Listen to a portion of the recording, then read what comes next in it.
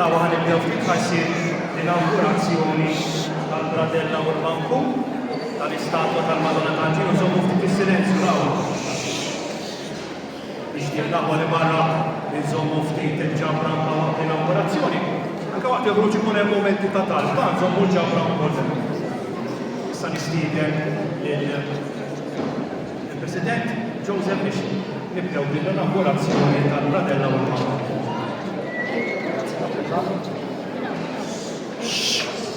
Wasalna dan il-moment speċjali, moment li se jagħti bidu uffiċjali għall-Festa tal-Madonna tal-Ġilju 2025. Dan il-proġett li se jwetti triq għall-anniversarju li għabura li niċċelebraw is-sena d-dieħla l-anniversarju prestiġjuż tal-150 sena mill-biġija tal-Vara Artistika u Devota tal-Madonna tal-Ġilju ġewwa l-Imħabba.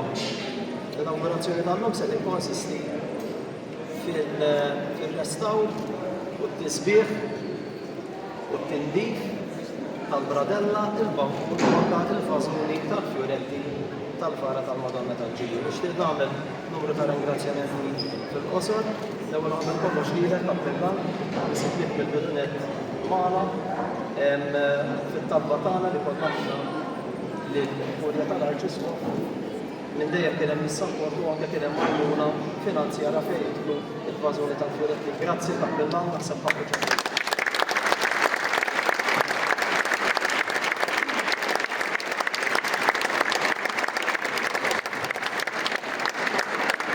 Min-naħa ta' loġistika ma nistax ma nsemmix lis-Sur Christopher Briffa kif ukoll lis-Sur Joe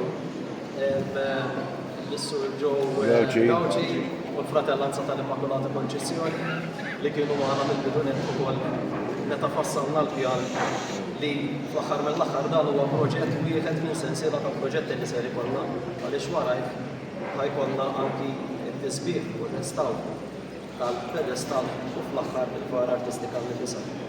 Ix-xogħol sar mill-idejn qabbli tal-kumpanija Atelier del Restauro taħt il-kustodja tas-Sinjura Valentina Lupo, tim ta' professjonisti, ma nsemmi mod speċjali lil Piera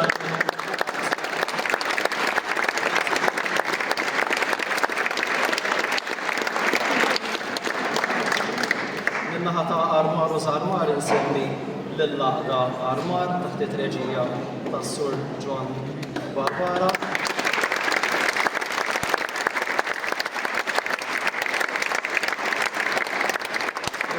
Ġar nsemmi u nirringrazzja lis-Sur Jesmond Borg li dan għamilulna darba darbtejn senza interessi.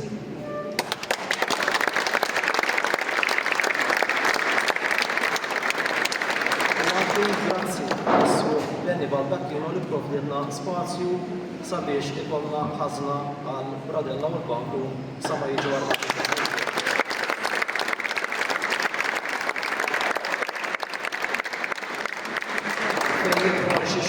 Nixtieq nagħmel ringrazzjament lis-Sur Joe Asa u fejn jidħol xorta ħadik anke lis-Sur Gordon u t-tifel tiegħu Gilbert Grett.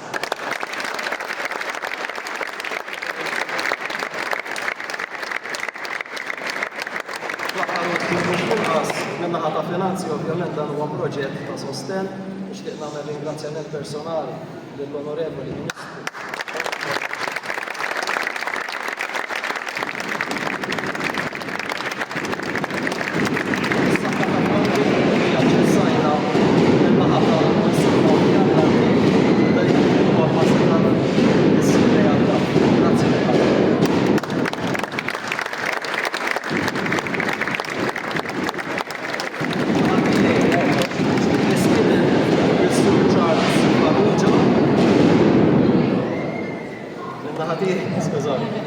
dija jissa nixtieq nistieden lis-Sur Charles Farrugia sabiex jagħmel diskors qasir fuq l-aspett storiku wara is-Sinjura Valentina Lupo se tagħmel diskors qasir fuq ix-xogħol li sar u fl-aħħar jien u l-Onorevoli Ministru ser inkunu qegħdin nikxfu x-xogħol li ħadmu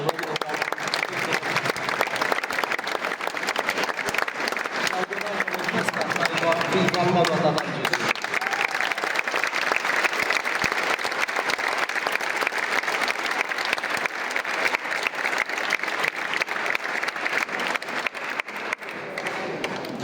Keltejn fil-qosor, mhux se ntawwal, ovvjament mhux il-lok li nagħmlu xi diskorsi storiċi twal.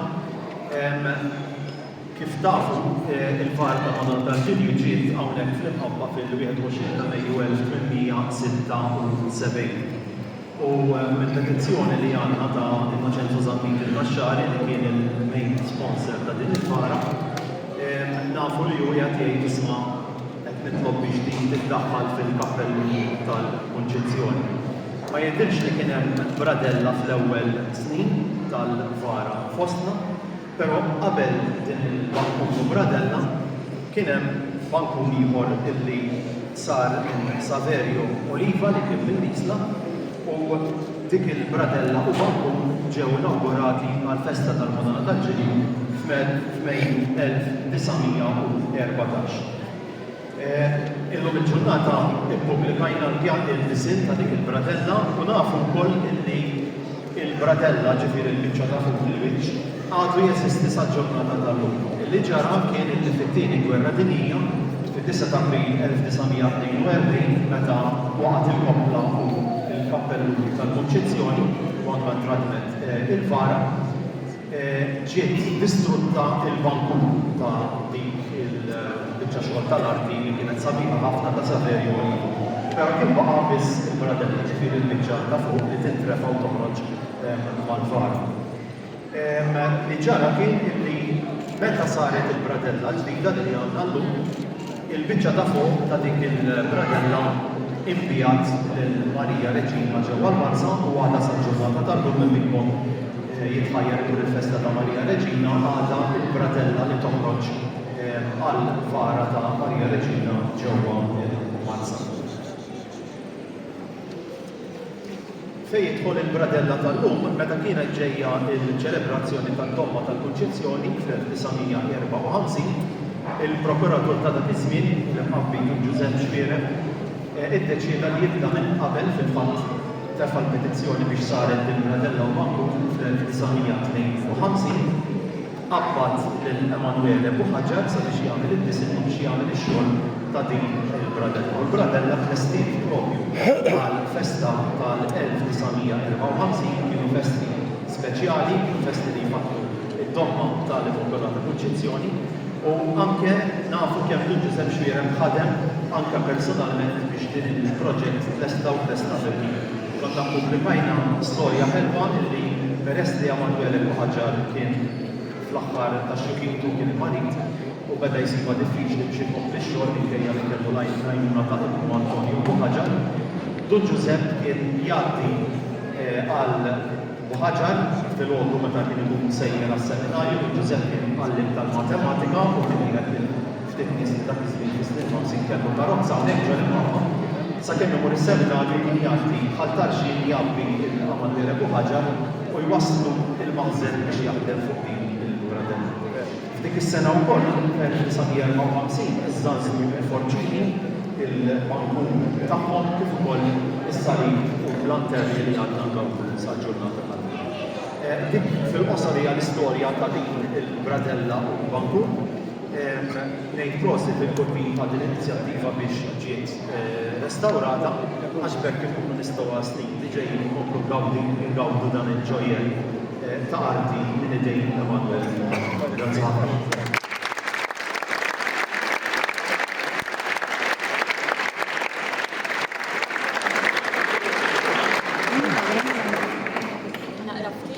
Għandi naqra informazzjoni importanti.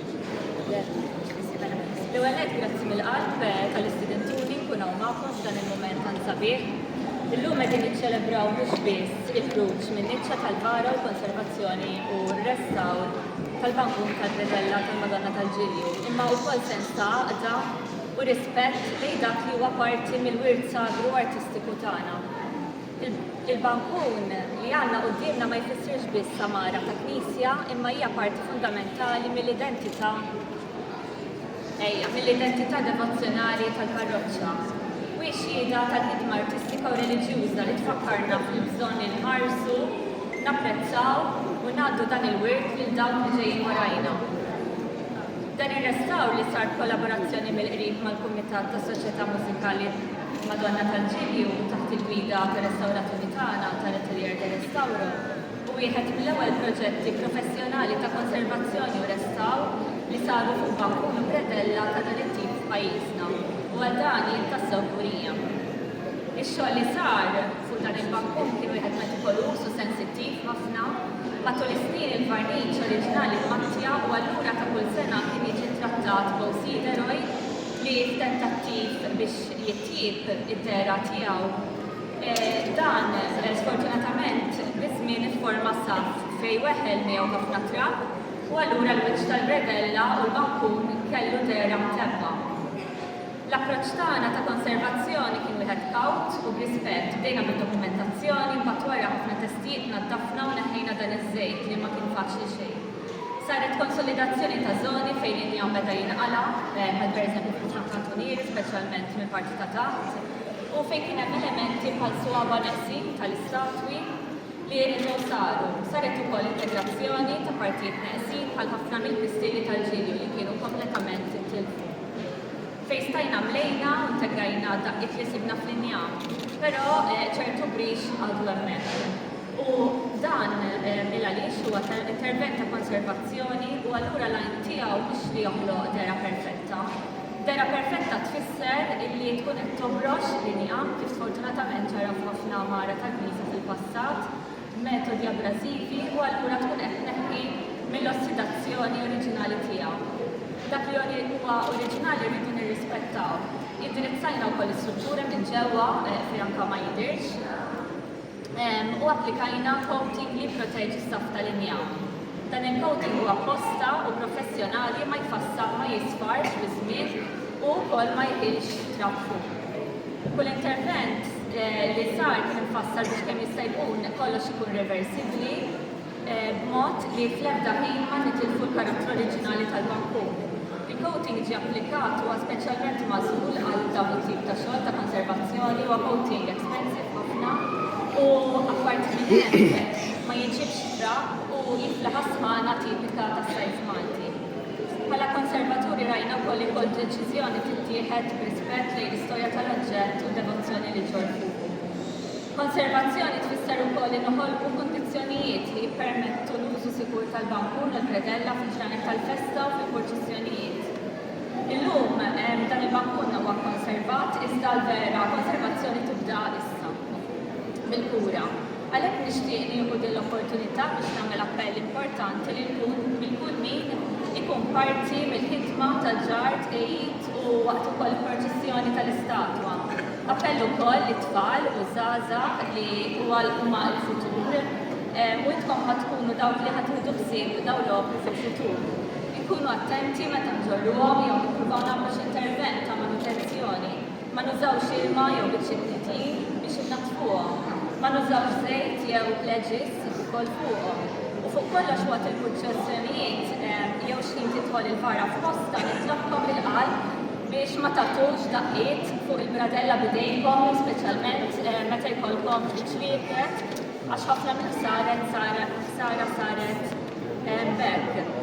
Aħna issa ħanagħtu wkoll linji gwida kif għandu ssir manutenzjoni ta' dan il-bankun. Dan il-proġett huwa frott ta' dedikazzjoni u professjonalità iżda ma setax iseħħ mingħajr l-għaqda u kooperazzjoni tal-komunità u tal-għaqda tal-Madonna tal-Ġilju. Nirringrazzja mill-qalb il-Sur Joseph Zamit li huwa l-President tal-Kumitat li u flimkien mat-tim tiegħu żaru kemm il-darba laboratorju tagħna u raw li dak kollu li qiegħed isir followjaw ħafna. Grazzi tal-fiduċja, nirringrazzja wkoll il-Mr. Chris Briffa li wkoll miegħek taqaf f'nafsi dan il-proġett, il-membri kollha tal-kumitat, grazzi wkoll il-kapillan il-Fader Blake tal-appoġġ u grazzi wkoll tal-jurejtu kollha kemm intkom kemm tassew wieħed jista' jagħti valur lil dawn l-opri magħmulin mill-linja bħala ġojjelli tal-arti li għandhom jiġu protetti mħarsa. Nirringrazzja wkoll ir-restawraturi tal-Atelier de Restawra li din kollha hawnhekk, speċjalment il-Angelo, il-Marzja u r-restawraturi kollha. Nawguralkom festa sabiħa u viva l-Madonna tal-Ġimgħa.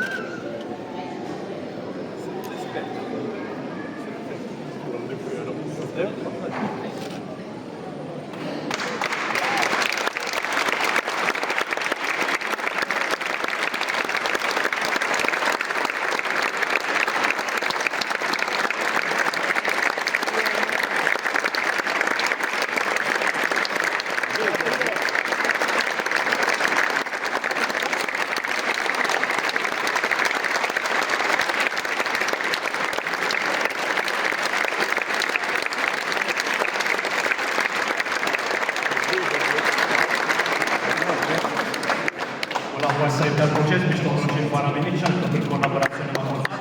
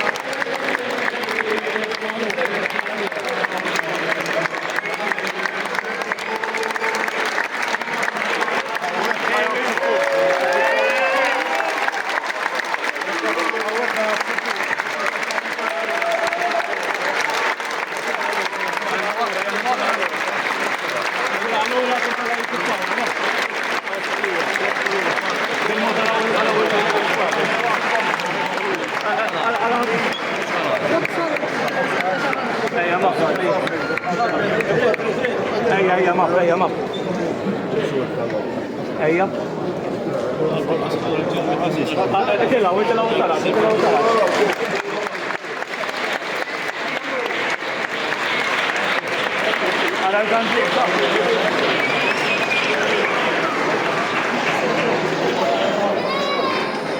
Għala